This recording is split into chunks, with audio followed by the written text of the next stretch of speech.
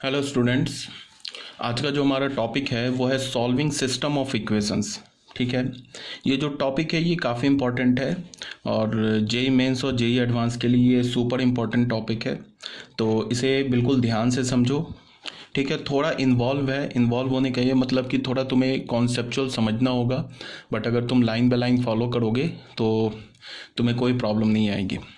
तो हमारा जो फर्स्ट पॉइंट है वो है two variables and two equations. सबसे पहले, उससे भी पहले, सिस्टम ऑफ इक्वेशंस का क्या मतलब है? सिस्टम ऑफ इक्वेशंस का ये मतलब है कि एक से ज़्यादा इक्वेशन को हम क्या बोलेंगे? System of equations. ठीक है, अब यहाँ पे क्या होगा कि हमारे पास जो इक्वेशंस होंगे वो लीनियर होंगे।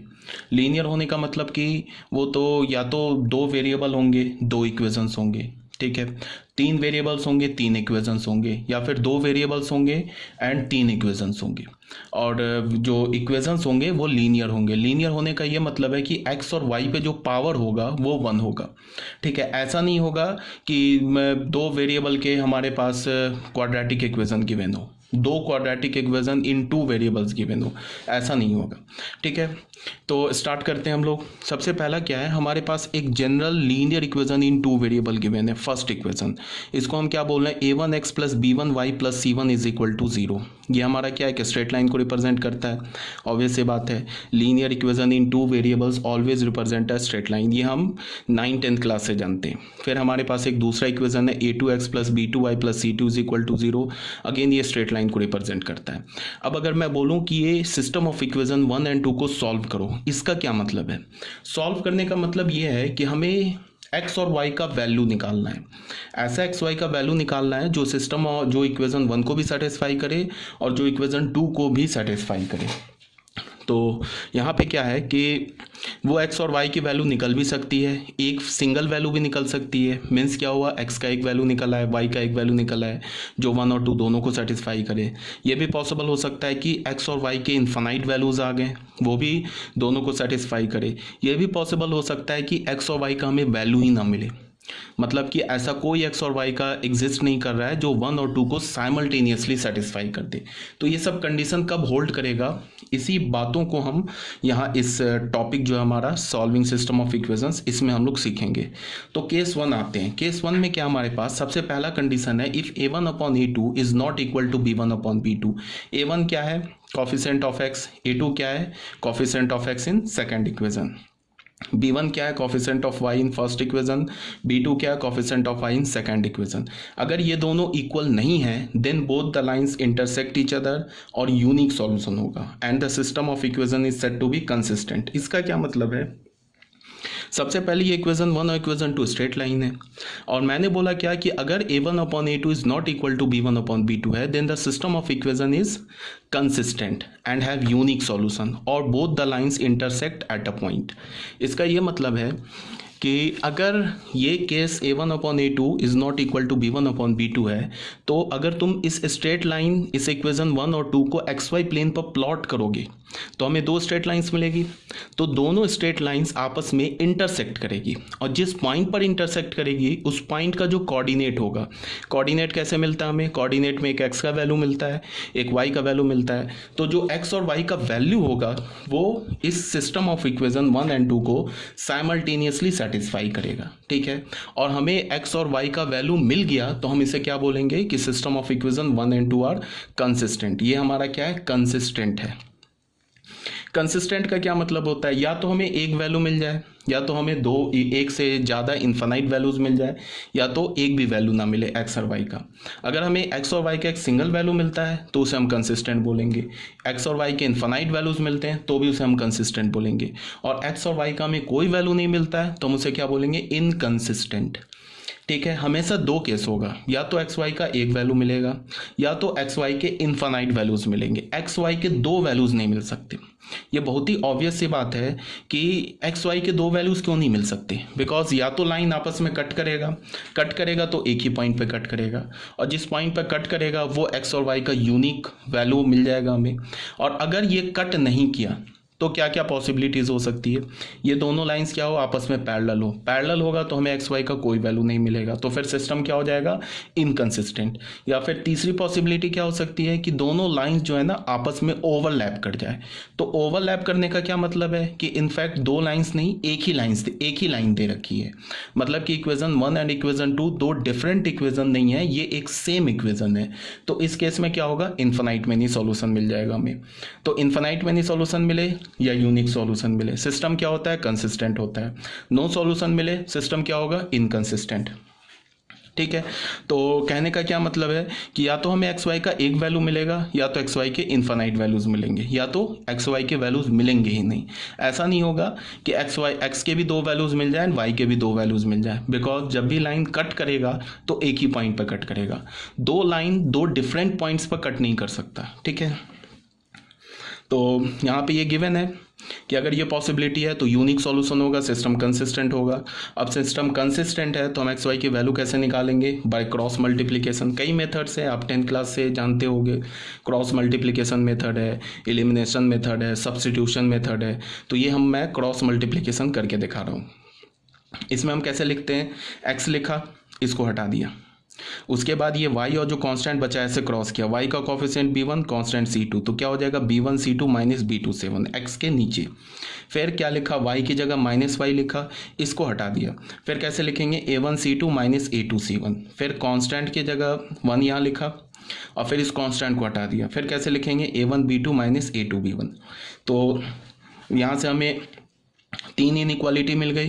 तो एक बार इसको और इसको इक्वेट किया हमने, तो हमें x की वैल्यू क्या मिल गई, b1 c2 minus b2 c1 upon a1 b2 minus a2 b1। ठीक है, y की वैल्यू क्या मिल गई, यहाँ से हमने इसको और इसको इक्वेट किया तो y की वैल्यू क्या मिल गई, a2 c1 minus a1 c2 upon a1 b2 minus a2 b1। अब यहाँ पे ऑब्वियस सी बात है कि अगर a1 upon a2 is not equal to b1 upon b2 है, तो हमने इसको क्रॉस किया, तो a1 b2 is not b1 a2, तो यहाँ से हमें क्या मिल गया, a1 upon b2 minus a2 upon b1 is not equal to 0। तो ये जो हमारा एक्सप्रेशन है ना, ये डिनोमिनेटर में आ रहा है x और y के, तो ये 0 के इक्वल नहीं है। इसका मतलब क्या है कि x एंड y हमारा डिफाइंड है। क्या हमारा x एंड y डिफाइंड है, और ये जो x की वैल्यू मिली, ये जो y की वैल्यू मिली, ये हमें एक यूनिक वैल्यू मिली, और ये x और y साइमल्टेनियसली इस इक्वेशन 1 एंड इक्वेशन 2 को भी सेटिस्फाई करेगा, दोनों को सेटिस्फाई करेगा। और अगर तुमने इन दोनों इक्वेशंस को xy प्लेन पे प्लॉट किया तो हमें एक इंटरसेक्टिंग लाइंस मिलेगा, कब, when a1 upon a2 is not equal to b1 upon b2। और जो इंटरसेक्टिंग लाइन जिस पॉइंट पर इंटरसेक्ट करेगा उस पॉइंट का कोऑर्डिनेट क्या हो जाएगा, उस पॉइंट का x कोऑर्डिनेट ये हो जाएगा और उस पॉइंट का y कोऑर्डिनेट ये हो जाएगा। क्लियर है, यहाँ तक कोई डाउट नहीं होनी चाहिए। तो चलो एक एग्जांपल देख लेते हैं फर्स्ट का। जैसे हमने ले लिया क्या, 2x plus 3y minus 4 is equal to 0। एक ले लिया हमने 5x plus 8y plus 1 is equal to 0। इसे हमने फर्स्ट इक्वेशन मान लिया, इसे हमने सेकेंड इक्वेशन मान लिया। ये दोनों स्ट्रेट लाइन है एक्स वाई प्लेन पे। हमने a1 अपॉन a2 अपॉन और b1 अपॉन b2 कैलकुलेट किया, तो a1 अपॉन a2 क्या हो गया 2 अपॉन 5, b1 अपॉन b2 क्या हो गया 3 अपॉन 8, जो कि आपस में इक्वल नहीं है। इम्प्लाइज क्या होगा, system is consistent and have unique solution. System क्या हमारा कंसिस्टेंट है और क्या है, यूनिक सॉल्यूशन है। ठीक है, अगर तुम इसको एक्स वाई प्लेन पर कट करोगे ना तो ऐसे करके हमें ये इंटरसेक्टिंग लाइंस मिल जाएगी। मान लो ये लाइन 1 है और ये लाइन 2 है, तुम एक्स वाई प्लेन पर प्लॉट करके देख लेना, ये इंटरसेक्टिंग लाइन मिलेंगी। और ये जो पॉइंट ऑफ इंटरसेक्शन, इसका कोऑर्डिनेट क्या होगा वो हम कैसे निकालेंगे, क्रॉस मल्टीप्लाई कर लो। 2x plus 3y minus 4 is equal to 0, और ये 5x plus 8y plus 1 is equal to 0। x लिया तो क्या होगा 3 माइनस 32, तो ये हो जाएगा प्लस 32। माइनस y किया तो इसको हटा दिया, क्या होगा 2 माइनस 20 तो प्लस 20। 1 अपॉन क्या किया 8 टू 16 माइनस 15, तो x अपॉन क्या हो गया 35 is equal to minus y upon 22 is equal to 1 upon 1। ठीक है, तो x की वैल्यू हमें क्या मिल गई 35 एंड y की वैल्यू क्या मिल गई माइनस 22। तो ये अगर मैं कोऑर्डिनेट लिखूँ तो कोऑर्डिनेट होगा 35 कॉमा माइनस 22। तो इस पॉइंट का मान लो कि ये ए पॉइंट पर कट कर रहा है दोनों स्ट्रेट लाइन, तो इसका कोऑर्डिनेट क्या हो जाएगा 35 कॉमा -22। अब अगर तुमने x का वैल्यू और ये y का वैल्यू इसमें और इसमें सब्स्टिट्यूट किया तो ये दोनों को सेटिस्फाई कर देगा। सेटिस्फाई करने का मतलब कि ये यहाँ से भी ये जो सिस्टम ऑफ इक्वेशन 1 और 2 है दोनों क्या हो जाएगा, कंसिस्टेंट हो जाएगा। कंसिस्टेंट का मतलब है ये हमें एक यूनिक सॉल्यूशन आ जाएगा। ठीक है, ये तो आई थिंक आप लोग 10th क्लास से जानते होंगे, इसमें कोई सीखने वाली बात तो है नहीं। अब आ जाओ केस नंबर 2 में। केस नंबर 2 क्या बोल रहा है, if a1/a2 is equal to b1/b2 but not equal to c1/c2 means both the lines are parallel and no common point and hence equation 1 and 2 have no solution, hence the equations are inconsistent। मतलब क्या है कि अगर a1/a2 b1/b2 के equal तो हो जाए but c1/c2 के इक्वल ना हो तो सिस्टम हमारा जो होता है इनकंसिस्टेंट होता है और इसका कोई सॉल्यूशन नहीं मिलता है। अगर हम ज्योमेट्रिकली बात करें तो दोनों जो स्ट्रेट लाइन है वो आपस में पैरेलल एंड डिस्टिंक्ट होगा। ठीक है, तो अगर दो straight line parallel and distinct हो जाए तो ऑब्वियस सी बात है कि उसके बीच में कोई भी पॉइंट कॉमन नहीं होगा। तो कोई भी पॉइंट कॉमन नहीं होगा तो कोई भी एक्स वाई का वैल्यू नहीं मिलेगा जो दोनों इक्वेशन को साइमल्टेनियसली सेटिस्फाई कर दे। इसका भी एक एग्जांपल देख लेते हैं। ये हमारा एग्जांपल 1 है, एक एग्जांपल 2 देख लेते हैं। ये सब आप 10 से जानते होंगे, 10th क्लास से, बट फिर भी मान लो मैंने लिख दिया 2x + 3y -1 is equal to 0। फिर यहाँ पे ऐसे लिखा 2x + 5y + 1 is equal to 0। अब a1/b2 क्या है, a1/a2 क्या हमारा 2/2, b1/b2 क्या 3 ही रखा तो 3/3, ये क्या है -1/1। तो a1/a2 is equal to b1/b2 तो है बट c1/c2 के इक्वल नहीं है। तो अगर तुम इस स्ट्रेट लाइन और इस स्ट्रेट लाइन को xy प्लेन पर प्लॉट करोगे तो ऐसे ये दो पैरेलल लाइंस आ जाएंगे। ठीक है, parallel lines and distinct lines. तो ये दोनों किसी पॉइंट पे इंटरसेक्ट नहीं कर रहा है। इसका मतलब क्या होगा कि हमें ऐसा कोई भी x और y का वैल्यू नहीं मिलेगा जो इक्वेशन 1 एंड इक्वेशन 2 को साइमल्टेनियसली इकट्ठे सेटिस्फाई कर दे। तो इस केस में क्या हुआ, x और y का वैल्यू नहीं मिला। तो x और y का वैल्यू नहीं मिला, इसका मतलब कि सिस्टम इनकंसिस्टेंट होगा और इसका कोई सॉल्यूशन नहीं होगा। या तो हमें एक्स वाई का एक वैल्यू मिलेगा, या तो हमें एक्स वाई का इन्फिनाइट वैल्यू मिलेगा, या तो हमें एक्स वाई का वैल्यू ही नहीं मिलेगा। तो अगर एक्स और वाई का एक यूनिक वैल्यू मिल जाए तो भी हम बोलते हैं सिस्टम इज कंसिस्टेंट, और अगर हमें एक्स वाई के इन्फिनाइट वैल्यूज मिल जाए तो भी हम बोलते हैं system of equation is consistent.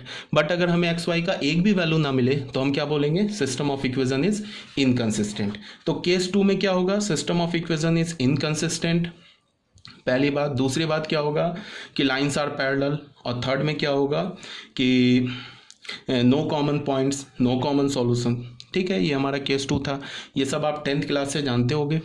ठीक है, अब आ जाओ यहाँ पे मैंने देख लो, यहाँ पे मैंने एक एग्जांपल लिया है 2x + 3y = 5 and 2x + 3y = 6।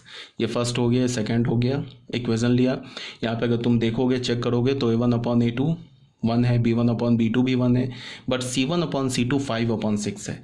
तो a1/a2 is equal to b1/b2 but not equal to c1/c2।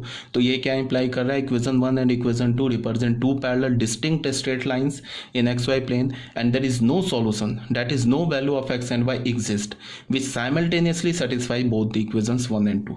ठीक है, यहाँ तक आई थिंक क्लियर होगा।